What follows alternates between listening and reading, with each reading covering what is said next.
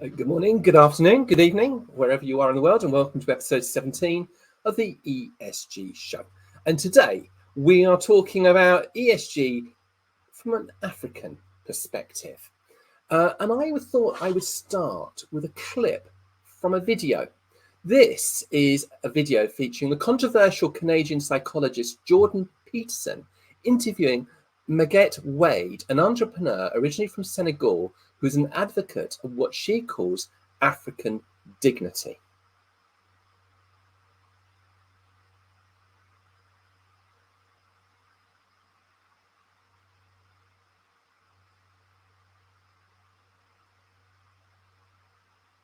Just bear with us while we call the video up. Okay, well, the video will be up in just a second. We've had a week break and we've got a technical problem. Oh, here we go. Here we are. It's astounding. Time is fleeting. Your whole thing about the climate change. Oh, gee, climate change. I'm not even going to go and argue the scientific argument. I'm not. Your solution right now is to tell me we stop all carbon emission, we stop all fossil fuels right now. Right now. But Jordan, what does that mean if we did that? What does that mean if we did that?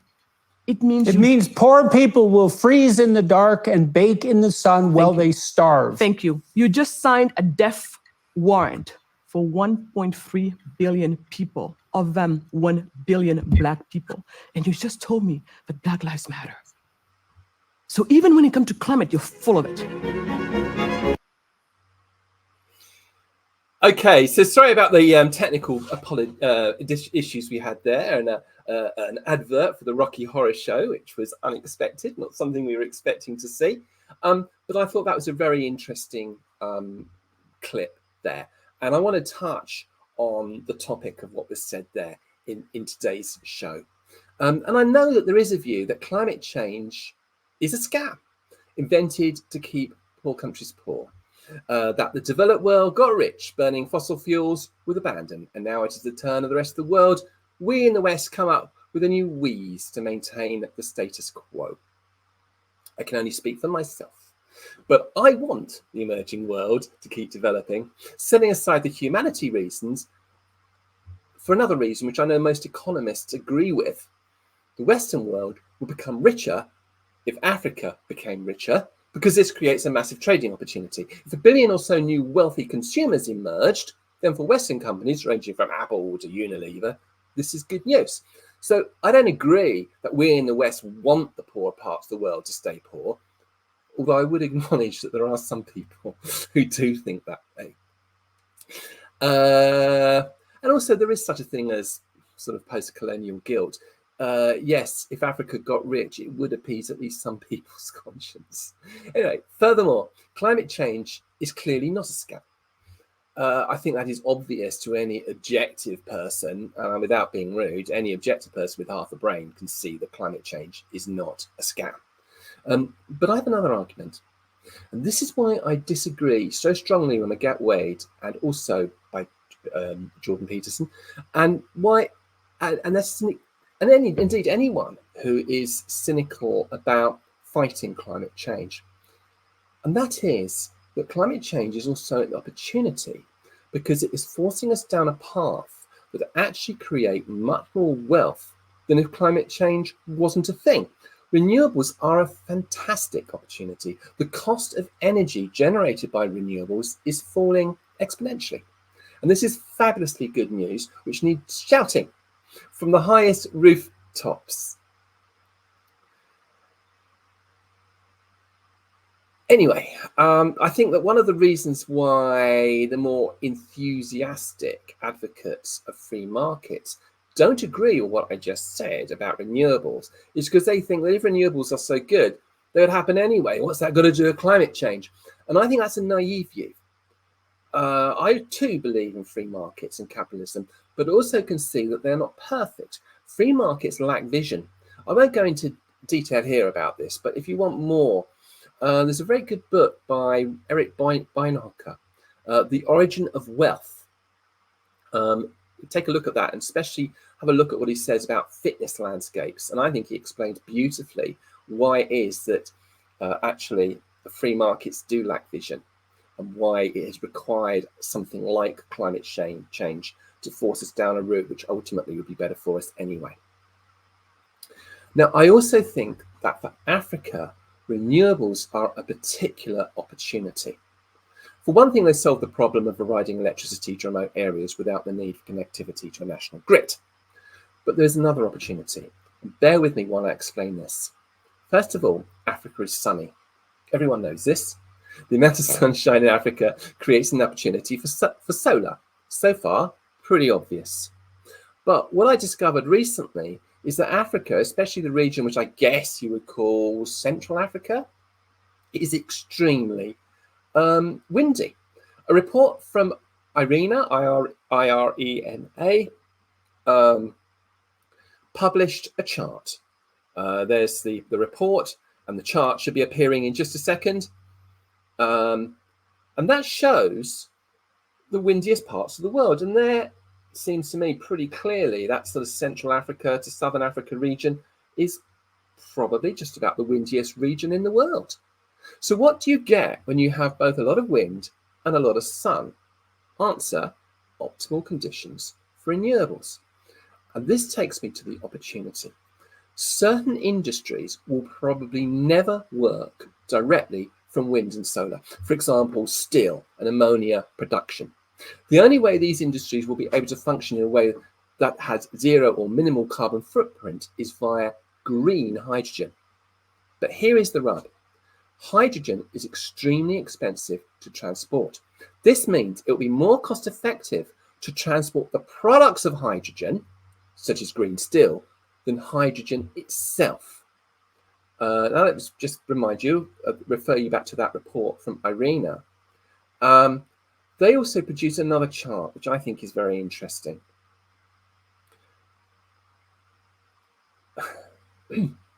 This chart will appear on the screen in just a second, as if by magic. And this shows the regions of the world with the maximum potential for generating hydrogen. And sure enough, look at the region that's number one. Yes, it's precisely that area in Africa that I was talking about just now. And for this reason, I think Africa has an opportunity to move beyond being the world's center for raw materials, with all the negative connotations that means, and the center of the world's future industry. Anyway, that is enough from me. Let's welcome today's guests. And today on the show, we have Abbas Agbaje. I hope I've pronounced that correctly. Abbas. Yes, thank you, Michael. That's Abbas Agbaje. Thank you. Well, hello and welcome to the show. I hope you're well today. Yes, I'm doing well. Thank you. Good. So Abbas is an ESG and impact professional with over 10 years of experience supporting the integration of environmental and social lens in investment advisory and operations for multi-million-dollar projects across sub-Sahara Africa. Prior to founding his consultancy outfit, ImpactCrest Consulting, he was Vice President ESG and Social Impact at Karamo Capital Limited and the Pioneer ESG and Impact Manager at ImpactCrest, Nigeria. He is currently the adjunct technical anchor of the Sustainability Policy Commission at the Nigerian Economic Summit Group, a foremost think tank in Nigeria and leading private sector dialogue with the Nigerian government. So whereabouts are you right now then, Abbas? I'm based in Lagos, Nigeria. In Lagos. Well, welcome to the show. What are your thoughts about what Naget Wade said just now about this sort of, climate change is, I don't think she said it was a scam, but very sort of cynical about it. Is that a common view held in Africa? And what's your view? Well, I think it's one of the dominant views, and everyone has a right to their own opinions because we cannot always see situations the same way. But I do think that, given some geopolitics, angle to it, some people would rather think in that way. But for so many people, particularly people who have observed some of the very telling impact of climate change, across the continent and elsewhere in other parts of the world, these people would rather think that, of course, the developed economies do have a role to support African countries in their transition, agenda. But this transition is not meant to be abrupt. It's not meant to be sudden. It's meant to be a long-term approach. It means things are going to go on gradually. It's a gradual shift.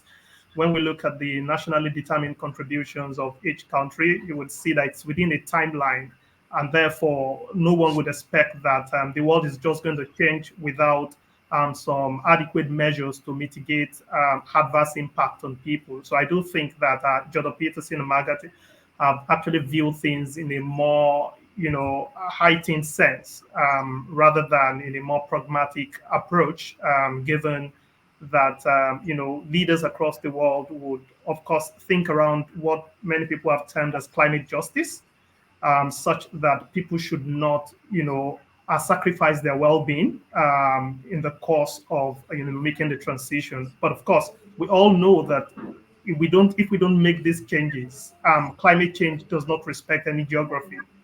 It doesn't matter who contributed the most GHG emissions. Everyone will be impacted wherever you are, anytime, any day. And this is the challenge that we must all come together to solve, despite some of the skeptics around. I do believe that, there are merits to their conversation, in the sense that, developed countries need to come up, to deliver on the pledges they make in terms of climate finance. But it would be just pushing the envelope to say that, what is expected is an abrupt, sudden changes. That is not the case. It is a long-term approach that, should support the well-being of people. Okay, thank you for that, Abbas. So I think probably when she says it's not realistic to ask African countries to stop emitting carbon dioxide right now, I don't think anyone's actually asking African companies to do that, are they? I think that's probably pretty much just supports what you just said. We just had a comment, by the way, from Zahanga Alam. Let's not play with Africa as we did the last 150 years with other resources. Let's make Africa regenerative, as this is the last mass resource area we have left. Well, who can argue with that, I suppose? I don't think anyone can argue with that, can they? And also on the show today, we have Ninah Nakiyimba.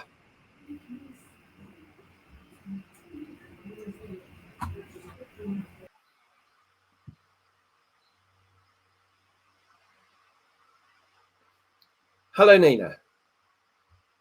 Hi, Michael. Hi, everyone. Hi. How are you? I am okay. Good. So, Ninah, if you just bear with me for a second, just got thrown a bit by the delay there. Ninah is a lawyer, a sustainability consultant, and ESG risk management and expert. As a senior officer at Stanbic Bank Uganda, she provides crucial legal guidance to the credit and business units, enhancing the bank's operations. Ninah is deeply committed to sustainability and ESG practices for multinational corporations. During her tenure at DFCU Bank, she crafted a pioneering ESG framework. She also volunteers with Being Beyond Better, where she offers legal and ESG consultancy services, showcasing her dedication to positive societal and environmental impact. Ninah's reputation is built on her diligence, focus, reliability, and collaborative nature. Her vast knowledge in sustainability law and ESG risk management makes her an advocate for ethical business practices, shaping a more responsible future. So, Ninah, I'm going to ask you the same question I asked Abbas there. What are your thoughts about that video that I played earlier? And what's, not just your thoughts, but what do you think the sense is in African countries? So I admire her passion and empathy for her people. It's really evident in her heartfelt words. And yet, I believe her sentiments on the topic are very misplaced. So the issue here is that climate change has affected everyone, like Abbas said, whether you contributed to the emissions or not, and it doesn't matter what your geographic location is. So now we can consider the advantages of renewable energy. It is sustainable, it's efficient, and it emits fewer harmful substances.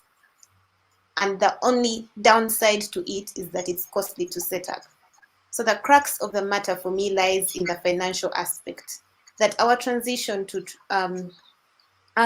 cleaner energy demands that we invest greatly in renewable energy. Now, if we look at just statistics, the Intergovernmental Panel on Climate Change asserts that energy sector emits the largest greenhouse gases. And so if we need to make any impact, we should enhance our ability to access renewable energy. And also the International Energy Agency asserts that we need to invest up to 1.3 trillion annually by 2030 if we are to achieve our climate goals. That means that we need to maintain below climate change below 1.5 degrees C. And so for me, the question of whether we're going to get renewable energy or not doesn't come up. Just need to understand that all this needs financing. And so we need to invest more in renewable energies. We need to have more private investments in renewable energy. And also we need to realize that the sooner we start on it, the better. So a concerted effort, not leaving this for the public to only invest in, but also for the private persons to come in, will lead us to better climate change. Okay, thank you for that, Ninah. So Ninah will be back in a few minutes. Also on the show today, we have Sunday Ojo. How are you today, Sunday? Yeah, I'm good, Mike. Hello, everyone. Good. So Sunday Ojo is a certified ESG and sustainability professional with over 5 years cross-sectorial experience in the development, implementation, and monitoring of sustainability and ESG initiatives and strategies. As a consultant, he is engaged with a diverse array of organizations and corporations spanning various sectors, providing sustainability and ESG solutions that align with organizational requirements, while adhering to a range of sustainability development frameworks, as well as local and international regulations and global best practices. Additionally, he has led and managed various ESG requirements and engagements with investors, leaders, development partners, and impact funds such as World Bank, IFC, AFTP, USDFC, and AFREXIM, amongst others. Glad to have you on the show today, Sunday. So, Sunday, I had a conversation with you a few days ago, which we recorded. And I think if you're happy with that, in a few minutes, we'll run that recording. Are you okay with that, Sunday? Yeah, no problems. Of course, but please join us in the conversations that are about to follow as well. So please stay with us. And now we're going to have take a look at some recent editorial in newspapers and magazines, and or just reports from various organisations. And we start with one from you, Ninah, from the US Embassy in Uganda. The US Embassy in Uganda issued an investment report about Uganda, where they stated that the investments made in Uganda could be sound if there wasn't corruption. So, Ninah, what are your thoughts about this report? Thank you, Michael. So in this report, what struck me the most were the parts that delve into the legal framework and the issue of corruption in Uganda. It is worth noting, first of all, that Ugandan businesses are not permitted to reveal, they are not required to reveal their ESG profiles. So American companies in Uganda consistently highlight corruption as an obstacle to doing business in Uganda.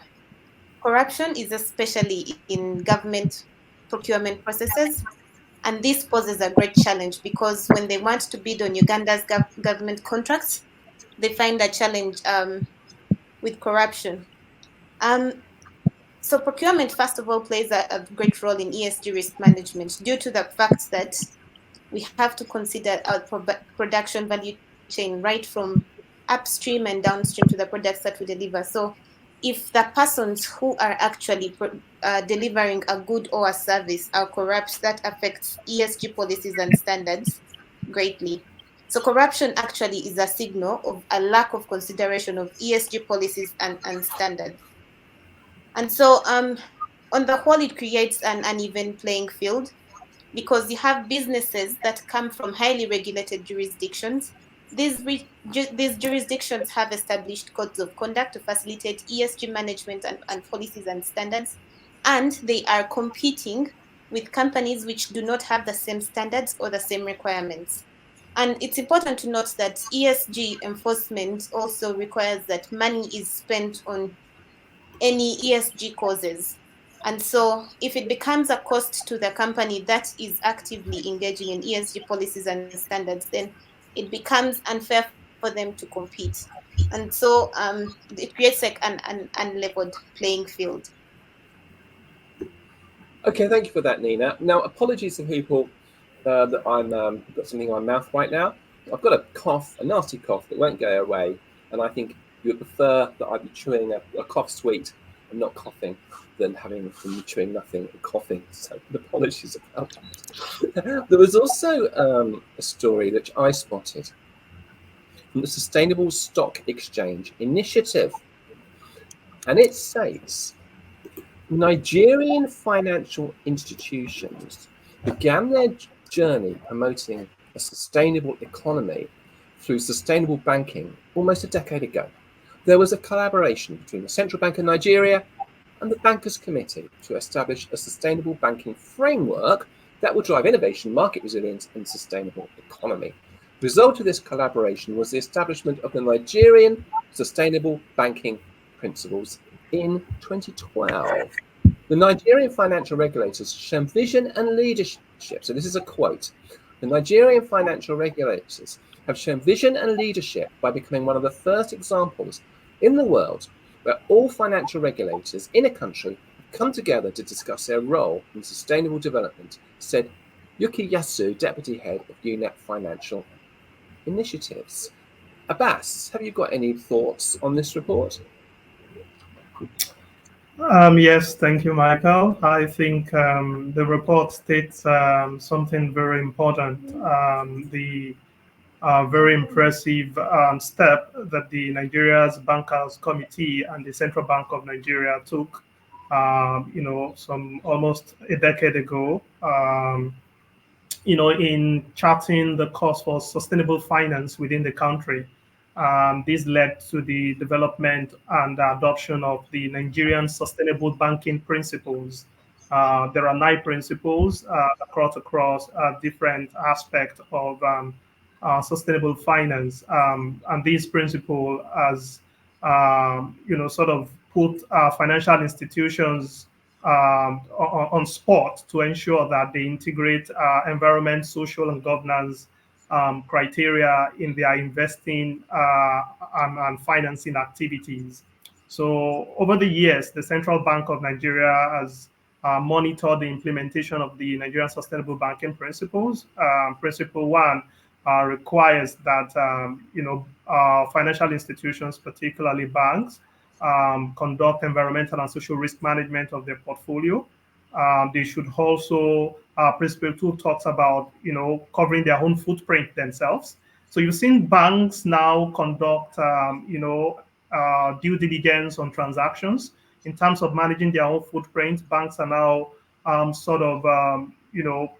using renewables to power their automated teller machines outlet and to cut down on their emissions, right?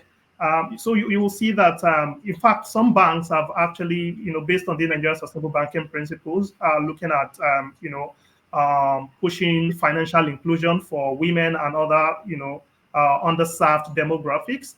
You've seen banks, creating new products to serve women.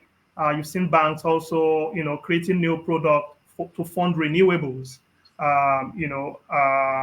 So that as Nigeria looks to undertake its journey to the net zero agenda. You see banks also now taking lead in funding renewable energy projects as private sector opportunities. So you would see that the Nigerian Sustainable Banking Principle has helped create an atmosphere where financial institutions are also taking leading role in championing sustainable development in the country. Of course, there are still a lot of opportunities to improve, but it's definitely exciting to see that business as usual has been jettisoned. Now a new approach of sustainable development involving applying ESG criteria in their operations as well as in their business activities is on the mainstream. Okay, thank you for that. Sunday, anything to add to those comments? Okay, so just a little addition to what Abbas just said. The sustainable banking principles just state that banks and the financial institutions, they should not just focus on the finances. There are some other aspects, especially the environmental and social aspect, that needs to be incorporated into their day-to-day activities. And I will also, in addition to the few principles he has mentioned, the principle 6 of that particular sustainable banking principle states talks about the environmental and social governance. That is, banks should not just look into their own internal activities. The social and environmental risk assessment also extends to the client. Like if they want to borrow, if they want to lend money out to different organizations, the principle also states that they should also look into the environmental and social risk of the people or of the organization or the corporation that they want to lend money to. So it's actually a good effort towards achieving a sustainable environment. Okay, thank you for that. So Sunday, we're going to be running out recording that video I did with you shortly. I think what I'll do now is I'll have a brief chat with you, Abbas, if that's okay. And I wonder if you could talk about the landscape of ESG data in Africa, and is the continent ready for ESG ratings, do you think? Well, I think the continent is somewhat ready. Of course, data remains a challenge on the continent, but we have seen some very impressive improvement in the last 5 to 10 years because now ESG is more mainstream and you have a lot more institutions adopting ESG framework, applying ESG principles and standards in their operations. Prior to this time, the main focus has only been HSE, health, safety and environment, but a more broader notion of ESG, particularly within the financial space, is really kickstarting. And I think this is particularly influenced by the flow of money. I think the idea is follow the money. When financial institutions who are signatories to global initiatives such as the United Nations principles, or principles for sustainable insurance, or principles for sustainable banking, all of these institutions, because they now lend money to private sector on the continent, and part of their requirement is for private sector to meet, provide certain data to them on a regular basis. Because of this, we now have more companies being intentional in, capturing environmental related data, social related data, governance data. So we've seen some improvement, and you would see, I think some of the most prominent one would be in South Africa, and the likes of Kenya, the likes of Ghana, Nigeria, and West Africa, and of course up north there in Morocco, Egypt. Generally, you would notice that a few institutions in rating agencies are now including ESG rating as part of the broader credit rating assessment that they do for entities. We can only hope that this will improve over time as more and more data come on. But generally, I do think that we can't wait forever. We should be ready to take on as more institutions are getting into the practice of collecting data and reporting. But there's still a lot of improvement, nevertheless. Okay, thank you for that. So, I mean, whenever I talk to people, African people especially, about the opportunity for Africa because of a lot of sun, a lot of wind, etc. Like I talked about earlier, people say, yeah, that's all very well, Michael, but this stuff costs money. Is Africa getting enough climate finance to achieve net zero commitments, do you think?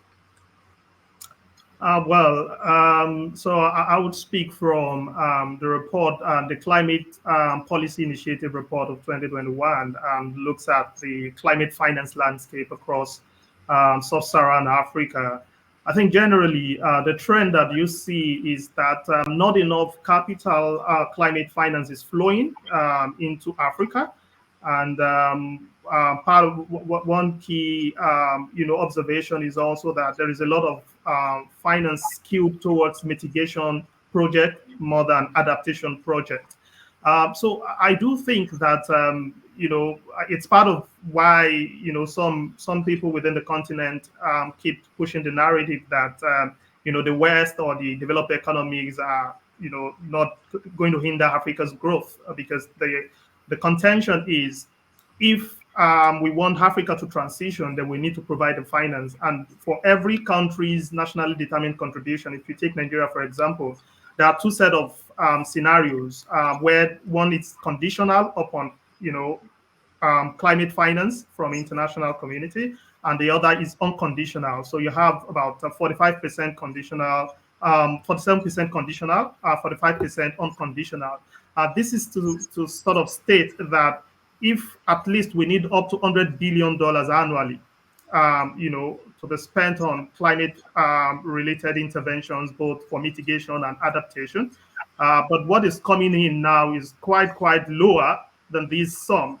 I think in the last 5 years, not even up to, if you say you need $100 billion annually, but even what has come in the last 5 years is not even up to $100 billion. It tells us how far behind we are. And so this means that we may not be cutting down emissions or even adapting for resilience at the pace that is necessary. That presents a challenge, really. Okay, fine. All right. Now I just want to turn to the thorny topic of extractive industries.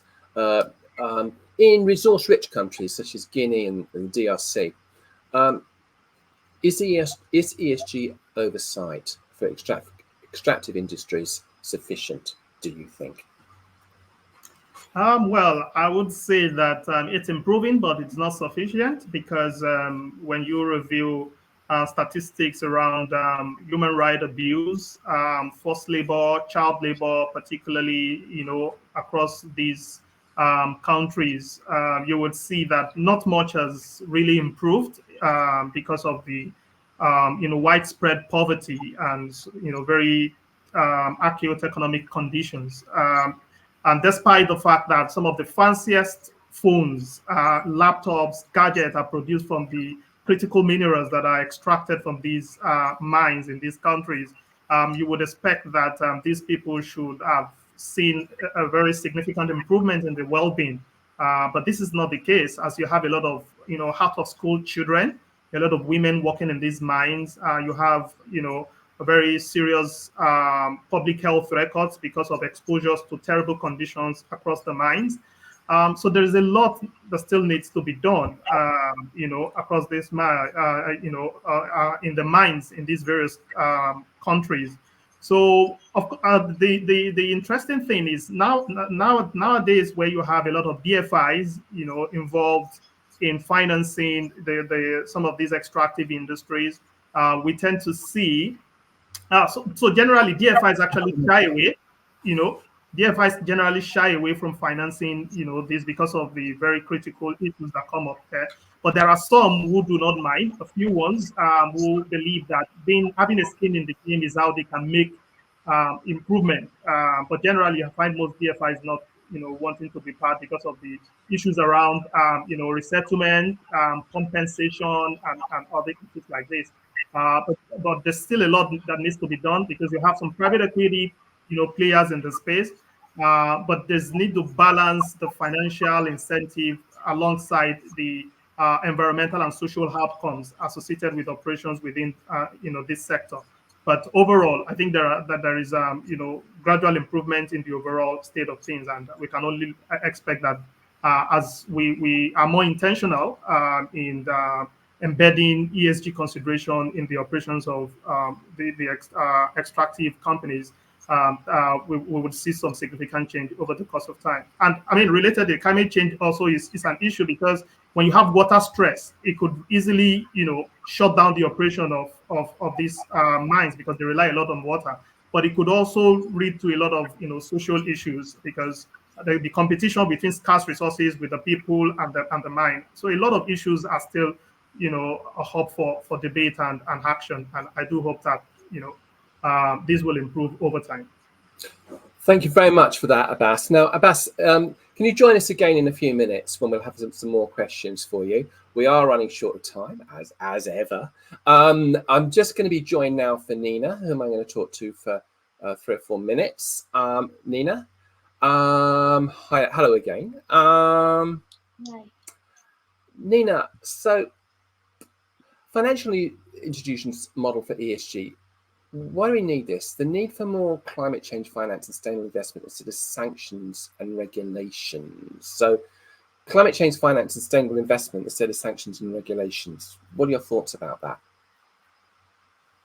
Okay, so financial institutions, first, they are highly regulated. And so they have a model for ESG, which is about integrating environmental, social, and governance factors in every facet of their operations. From risk assessment to investment strategies, they actively engage with stakeholders to champion responsible and sustainable financial practices. And so for most financial institutions, ESG goes beyond mere lip service. It involves substantial investments, particularly in environmental and social causes. And so in Africa, where we need financial support for social development, it is important to have a partner like that. And so such investments influence how communities respond to even the catastrophes which may be occasioned by climate change. And in our environments, financial institutions have been pioneers in corporate social investment. And so this should be something which is embraced by all. We have seen that sanctions and regulations often fall short of driving significant ESG change. And so the goal is not to just make people get laws and regulations about ESG, but to inspire genuine care about creating better societies where people operate and or where the companies, different companies operate. And so this ESG model is actually a positive, it's a powerful force for positive change. Okay. It's a call to action. Yes. Okay, thanks for that, Ninah. The other day, you and I, we had a conversation about something, and I wanted to ask you about that. Unilever has a sustainable living plan, which showcases their dedication to sustainable sourcing and reduction of environmental impact. So far, so good. However, earlier this year, the BBC did a documentary about their abuse of human rights on Unilever and Lipton tea farms in Kenya. Is there an increased risk of manipulation of ESG reports by companies, do you think? Yes. So first, we need to establish that is greenwashing, which is a practice where sustainability-related statements, declarations, actions, and communications do not clearly or fairly reflect the underlying sustainability profile of an entity, in this case, Unilever. So they have a sustainable living plan where they highlight their commitment to sustainable sourcing and reducing environmental impact. But then, on the other hand, we have the people who are working on their funds being abused. And what's troubling is that for these reports of abuse, they had been persistent for years. Most of the perpetrators had been working in those companies for over 20 years. And so while many companies genuinely strive for sustainability, there's a risk of ESG reports being manipulated or greenwashed to present a more positive image while ignoring the critical issues. So this can actually, this attracts, it's an attempt really to just look acceptable in front of consumers and investors.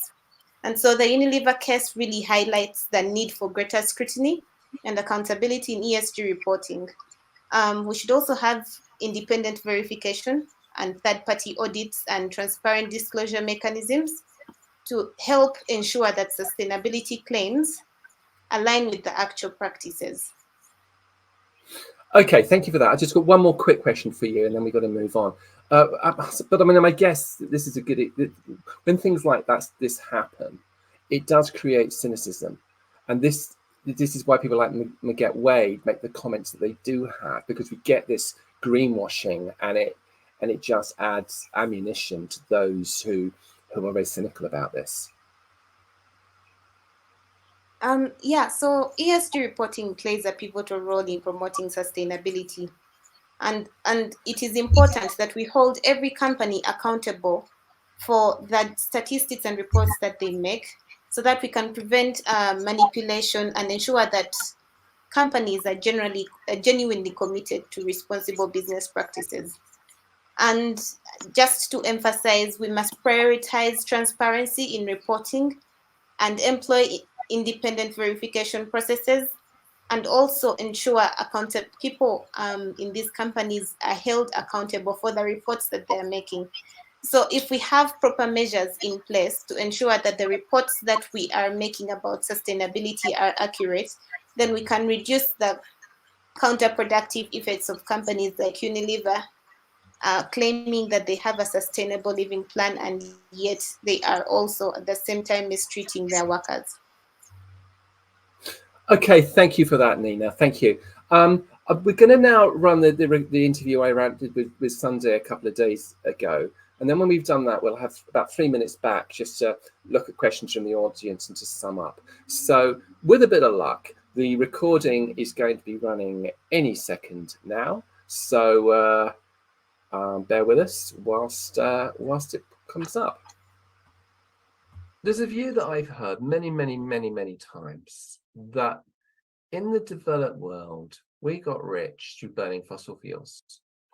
And now we're turning around, and now that Africa and other regions of the world are developing and emerging very rapidly, we're saying to them, oh, no, you can't burn fossil fuels. So they accuse us of being a little bit hypocritical, us in the West, in the developed world, as being a little bit imperialistic. What are your thoughts about that? And not in just your thoughts, but what are your how do you feel Africans in general feel about that? Okay, basically, Africa as a continent, I can say most of the people have come to realize the effect or the impact of burning fossil fuel. Of course, the evidences are all around. We have flooding that is occurring in different countries. We have desertification that is occurring in different countries. So we also have some level of air pollution that is affecting people up and down. We have a lot of lung diseases. So we cannot run away from the fact. I can say people that are still believing that we can continue to burn fossil fuel, they don't have the right awareness about the impact of fossil fuel. So, but basically, generally, I think African continent, we are aware of the impact of fossil fuel, and then we cannot discard the negative effect that the burning is bringing. So that's my thought. Okay, so what progress has been made in Africa so far to promote transparency and ethical business practices, and what hurdles do you still think need to be overcome? Okay, so basically, a lot of African countries have been adopting different frameworks, different standards that ensures that there's ethical businesses and the businesses they are sustainable. We have a lot of standards. For instance, in Nigeria, we have the Nigeria Sustainable Banking Principles that guides the activities of banking sectors. We also have some also at the national level, the exchange group of the country. It ensures that the people that are listed in the group, they have a sustainable or ESG report that is being submitted. Of course, those are the different things that are being done to ensure that there is ethical business principles in the country. And apart from Nigeria, I know of some other countries, South Africa, Ghana, Kenya. I know that they also have their own laws. They also have there's frameworks that ensure there's ethical business all around Africa. Okay, thanks for that. And how do you think, in terms of compliance and alignment with these international standards, or with international standards, not just these, but broader international standards. How are African countries faring, do you think? Yeah, yes. A lot of African countries, they have been aligning with different standards and framework. We have a lot of businesses across Africa when they want to report their ESG and sustainability report, they align with GRI. A lot of also, for instance, Nigeria as a country, we signed different agreements during the COP27 that held in Egypt, and also the Nigeria Exchange Group also have adopted GRI as one of the standards that they use for different reporting. So I can see that a lot of African countries they are doing well, though we have not gotten there yet as a continent, but I know that we have progressed. Okay, thanks for that. So and what about African governments? What roles can African governments do you think, to enhance support for ESG and create and enable an environment for sustainable development? Okay, so of course, the government as the highest governing body of different countries, they have a lot of roles to play. The first one is the awareness. They have to create awareness about what ESG sustainability is all about. We have a lot of people that don't know what it is all about. We have a lot of people that are still. There's a view that I've heard many times that in the developed world, we got rid.